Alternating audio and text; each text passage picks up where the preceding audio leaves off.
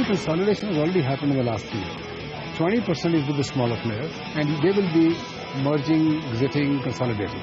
So that pool is going to disappear. That I can predict very safely now.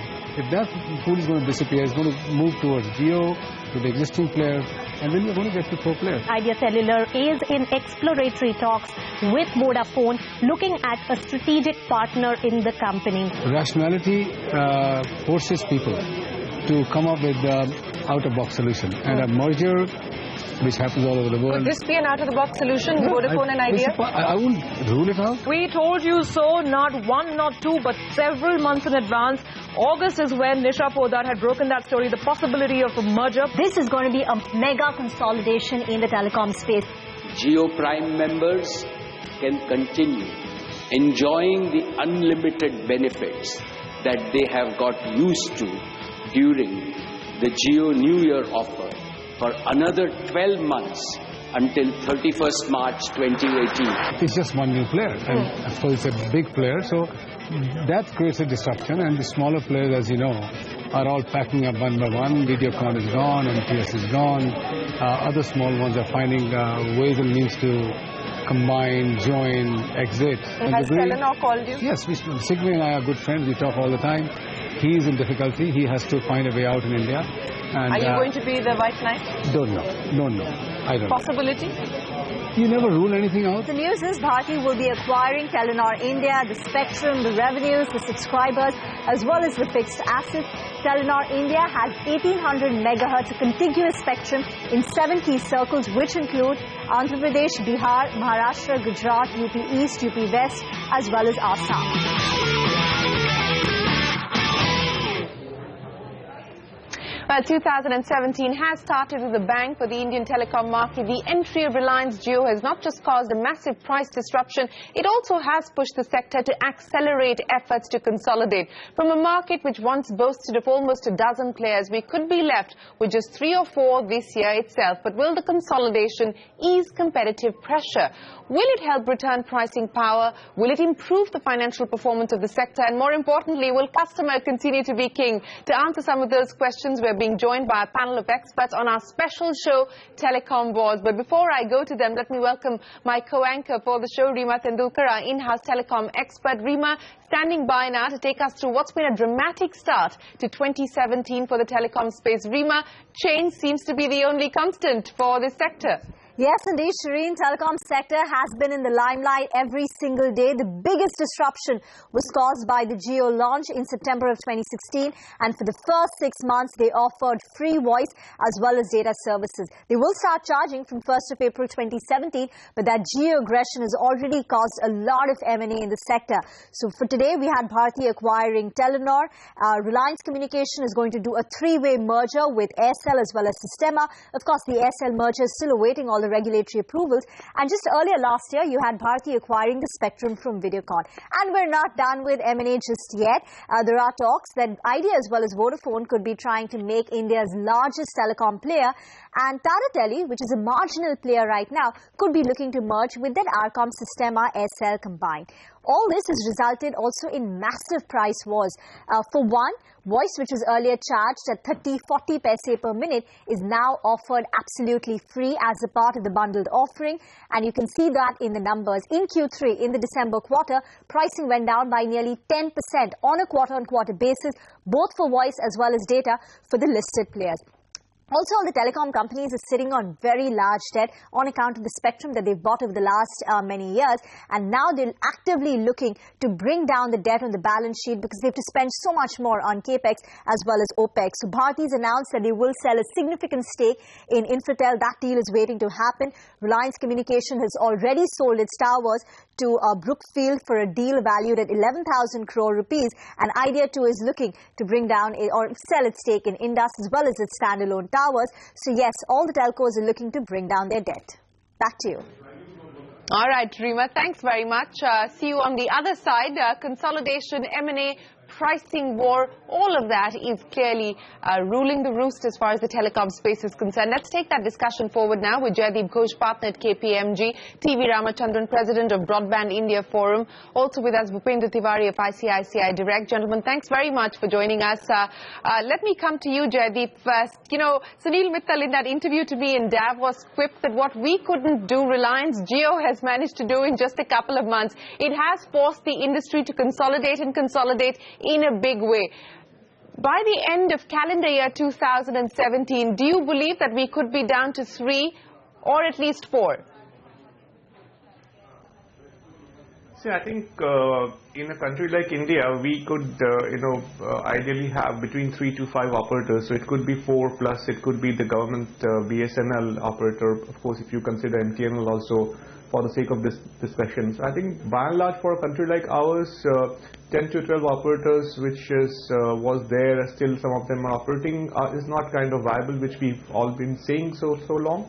What has happened is the Reliance Jio's launch and the initial offers have only accelerated the pace of the consolidation and the alignments that we are seeing in the marketplace now. So yes, by end of this year, calendar year, I think we should see, subject to regulatory approvals, 4 to 5 telecom operators, large chunks of subscribers with them operating in this. And if you compare a comparable population-based country like China, you will see there are 3 operators. Of course, China Mobile has got 65 to 70% market share, and the 4th license has just been issued to the China Broadcast Networks, which means again China with a similar population profile has so far 3 operators, and the 4th one has been awarded a license. So that also shows that 3 to 5 operators is what is a sustainable telecom business in a country like India, Shireen.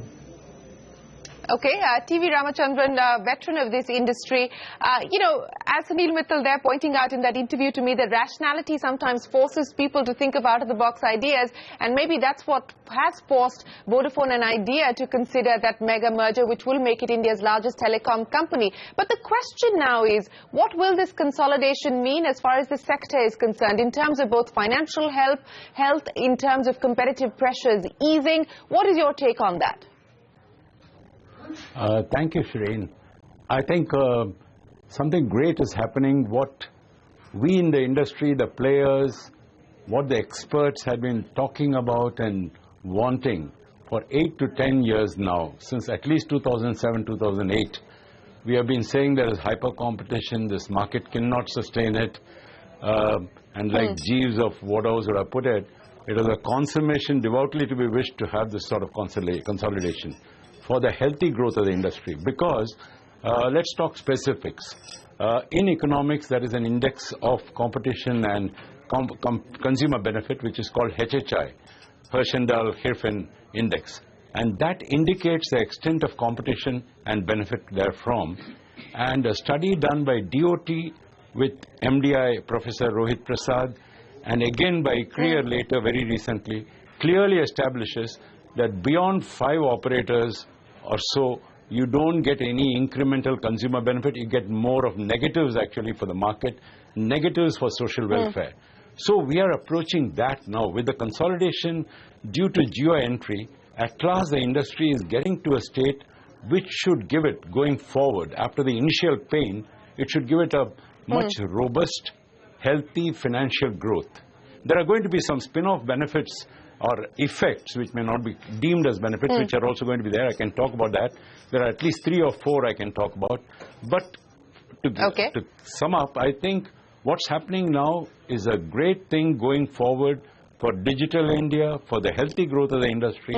It will get good financials, say 12 months, 18 months from now. In between, there's going to be a lot of bleeding while we are all settling down. Yes, and that bleeding is going to be a concern, at least as far as the interim is concerned. Bhupendra Tiwari, telecom analyst at ICICI-Direct.com, also with us. Bhupendra, yes, this consolidation is now finally becoming a reality. But if I were to take a look at the implications in the short term at least, Fitch putting out a report today retains its negative outlook on the sector for 2017 as competition and rising capex will continue to put pressure on operators in the short term. So from a short-term perspective, given what we've seen happen in terms of the recent developments, what is the take as far as the sector is concerned? Yeah, Shireen, so if we look at the numbers in the short term, we definitely expect the pricing pressures to continue, because the incumbents, what incumbent has done, the new player has done, is that it is bringing in an offer of around unlimited data and voice at 300 per month, which means that the incumbents will follow suit. Having said that, what is key to notice right now is how the industry moves from here. So what it means that you are finding the group of weaker players, or for that matter the second and the third player, and now even the Bharti now heralding the consolidation phase. Now it means that we are going to have a 3-4 kind of a player who have a wider balance sheet, and preferably they would want this market to move towards higher bucket pricing than what that should have been maybe 10 years back, but it has been stuck so far because of the competition. We should also not forget that India being providing a huge opportunity led to a lot of players entering the market. However, that also meant that the pricing was always under pressure. And now with this consolidation playing, I think pricing sanity is what is the first thing that we believe should take place. Jaideep, let me, get that point in. You spoke about how India could now be left with a 4 or 5 player market.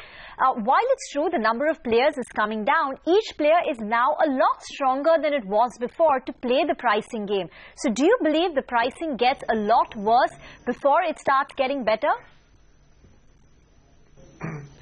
I would tend to think so. So I would think that the pricing war is not really over, because if you heard the announcements of Reliance Jio, they have clearly said that we will offer 20% more data for the highest selling tariff of competitors, so which may mean that at any given point of time the pricing war will continue. So I don't see that kind of stabilizing in this calendar year at all. It may firm up a little bit. It is definitely better than what it has been in the last 4 months, when one operator has been offering everything free.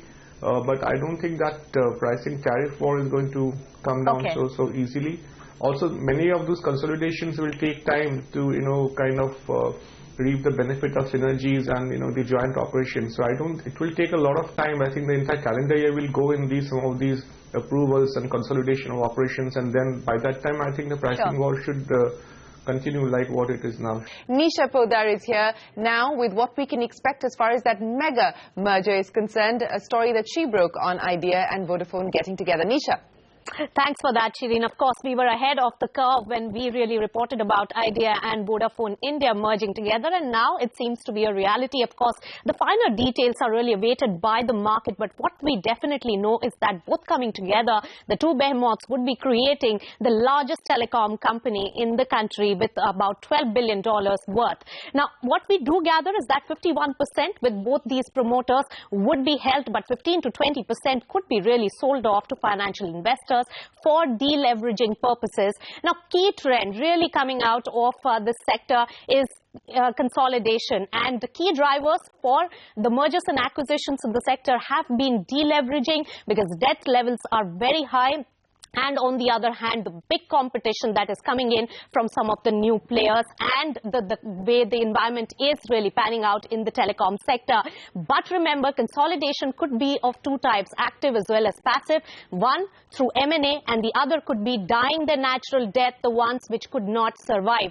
So we'll have to see whether tier 2 consolidation that really takes place is successful, or are we to see another wave of consolidation going forward as well. And the second important bit on the deal street to watch out for later would be once price stability really comes in, because Relgio is going to really roll out the tariffs from 1st of April. They're going to charge for data. So that could bring in some bit of stability that could attract financial investors. As we saw, Idea Vodafone could be selling a part of it to the financial investors. And that could be the order of the day besides the tower sales that we are seeing. All right, Nisha, thanks very much for giving us that perspective. It is now time for us to head into a break here, but when we return on our special show, Telecom Wars, we'll continue our conversation, and this time we'll focus on regulatory action, we'll focus on price stability, and whether pricing power will return anytime soon. That and more when we get back.